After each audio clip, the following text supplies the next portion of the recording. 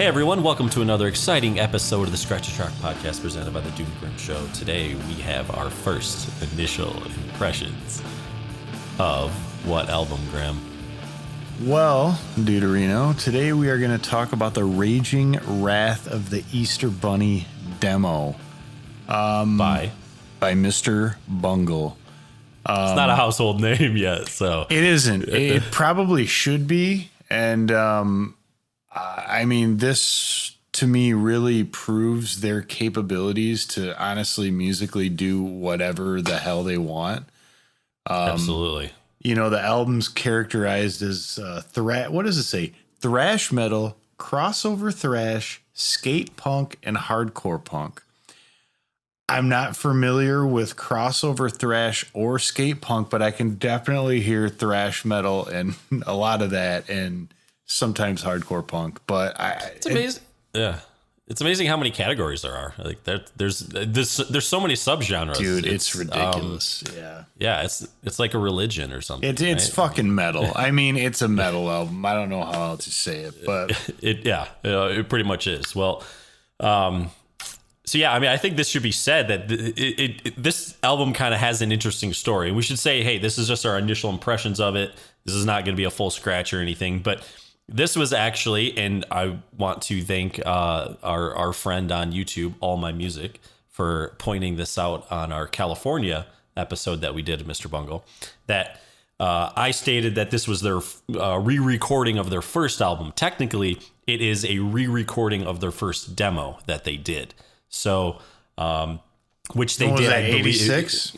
86, and they were like 15, 16-year-old kids. Like that's dude, some time has gone by, right? Like, well, dude, shit, it's been 21 years since California.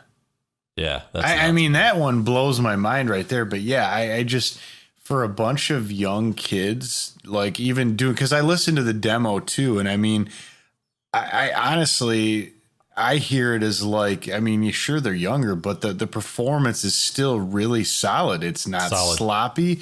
It's just there was limitations of how good they could record it, right? I mean, absolutely. But musically, they were on it then.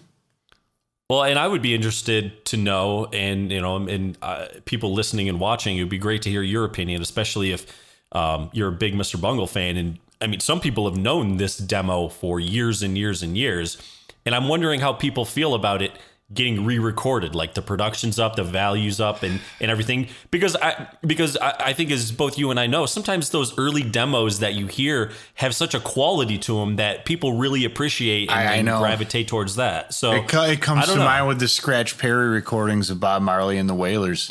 All those early songs, there's something about them that they didn't have later. But I'm not a super fan, and I didn't like grow up necessarily with that demo tape.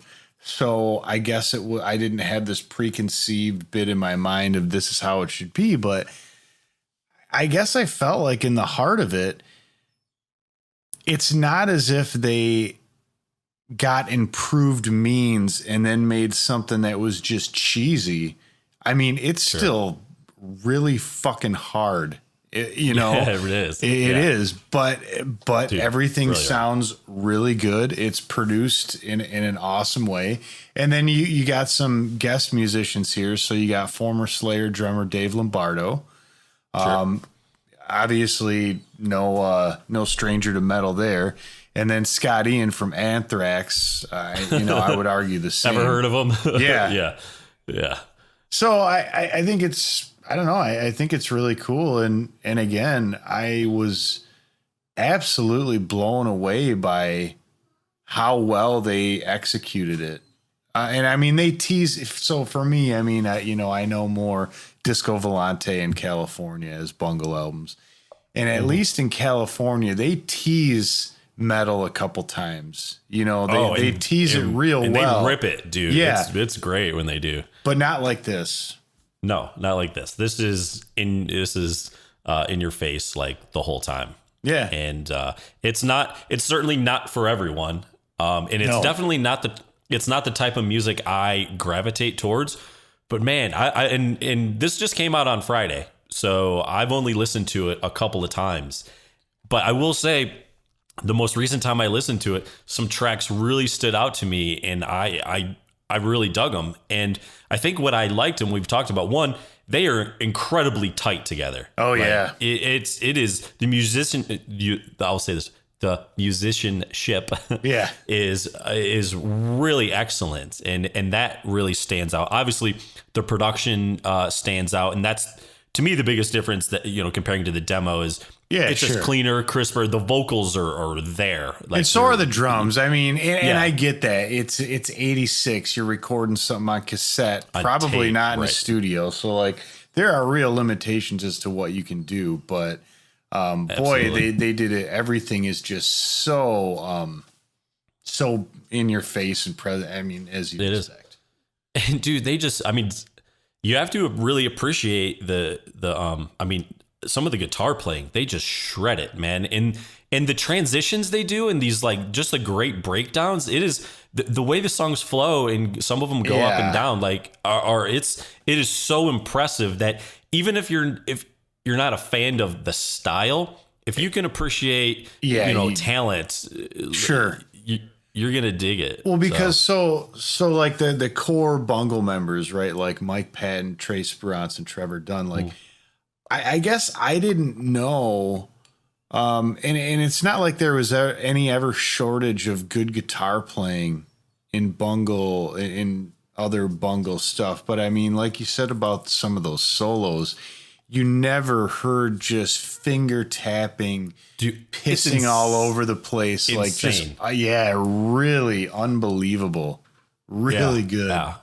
Yeah. And now this is definitely not something I could put on and probably listen to all day, every day. But man, there's a time and a place for it. And dude, it's probably pretty not solid, like dude. a dinner party scenario. No, but like family car ride, sing along. Thanksgiving dinner, maybe not, even though, it came out theoretically in the right time for Thanksgiving 2020. I just don't know if everyone's ready yet. Yeah, it's a good Halloween album. Hell, they wouldn't be ready for fucking California. No, they certainly would not. Well, there are a few differences, and this album has a couple of additional tracks. One of them is the cover "Lost for Words" by Corrosion of Conformity, and then there's two other ones. It looks like Mathematics, fun little play on words, and then I believe a Racist is the other one. Another fun little play on words. Fun little play on words, yeah. And so I don't know anything about the Mathematics and a Racist. I don't know if those songs had been out or people have any insight into that. We'd love to get if you know, info there. please let us know. Because again, not claiming to be Mr. Bungle historians. No, definitely not. But I did look up Mathematics, and I don't know if they have some sort of relation or they know, but apparently there is a punk band in Columbus, Ohio called Mathematics. So I don't know if this is like a tribute to them or what. I don't know, but it could be. So that's a great name. I mean, yeah. And then, okay, so now granted there's nothing with the band, but Racist really caught me. I felt like there was somewhere I heard a little bit of like kind of hardcore punk in there too. Definitely. Yeah, though that one really, and Bungle Grind, I know that we kind of talked offline. Bungle Grind, it stood out to me too. And I really liked Bungle Grind. I would almost argue more on the original demo tape because I felt like there was some differences just in the song structure. Okay. All right. Yeah. I haven't compared or listened that closely, but definitely. And that's what I'd kind of be curious about as well. People who really are, know the demo like inside and out, comparing it to this album, like how far does it stray? Because just my initial impressions of listening to it, it seemed for the most part it was kind of in line and we were good. Yeah. Right, Oscar? Yeah, cool. Yeah. Jeez. Anyways, but another thing. Oh, go sorry. ahead. Go on. No, I was going to say, so yeah, I think the two songs that really stood out for me were Bungle Grind and a Racist. And on now I will say you can hear some of the lyrics a little more on this album and kind of the ending lyrics of Bungle Grind or kill your dick and do the bungle grind. What's it like to rape your own mind, my own mind? cut off your balls and leave your prick behind, end your life and do the bungo grind. Now, we are not endorsing that by any means on the Dude and Grimm show, but it does make for a good song. Yeah, it does make for a good song. So, yeah. I really thought it was cool how I believe it is in Anarchy Up Your Anus, how they have the bit of kind of narration, and that's Rhea Perlman, who was Carla on Cheers. I really thought that was cool. Wow. Okay. I didn't know that. Also formerly married to Danny DeVito. Yeah, correct. Yeah, that's her. Yeah. Cool. That's a fun little tidbit. I wonder what the connection is there. Like, I don't know, but she's always just had kind of a grovelly, like awesome voice for this. And yeah. That's so interesting. And I guess, maybe she's a big fan of Faith No More and Mike Patton, or just a big Bungle fan. Who knows? Yeah, who knows? Now, you had mentioned something to me offline about habla español or muere, and speak Spanish or die. Speak Spanish or die. Which I thought was interesting. And I think they do this. I don't know that they have that in the title on the original demo. I don't believe they do. It's just hypocrites. Yeah, but I still think they tease La Cucaracha in the original. I think you're right. If I'm not mistaken, they still tease La Cucaracha, and they do that. I know they do in this one, which I thought was really funny how they added the speak Spanish or die part with the teasing of La Cucaracha. I think it made sense. Yeah. Well, and that's what I found was interesting, is because that is technically like a the Stormtroopers of Death, or SOD, which is another Scott Ian band that he's in. And he does, I guess, guitar and backing vocals, but it's somewhat of a cover. So they have an album, Speak English or Die, and they have a song, Speak English or Die, on that album as well. and basically in the song they say Speak English or Die, and this one they say Speak Spanish or Die. So I think it's just a fun kind of little. It didn't seem to me like it was a direct cover of that song, so I think it's just a fun little thing, and maybe that's why they have the beginning of the song called Hypocrites. I don't know, but if people have more info on that and are more familiar, love to know let more. Us know. Yeah, I did read an interesting article, I guess, aside from the obvious Wikipedia search, which always comes up in doing these, on Consequence of Sound, and I love the kind of promotional photo that they took. Where you got with it. Well, there's the four guys in the studio, and then Mike Patton. So there's five of them, but they all have their wrists out like this, and he's like coming down on them with a sword. It's pretty cool. That's pretty trippy, man. And I think the cover is really kind of goes with like the whole simple and bold thing. It definitely is.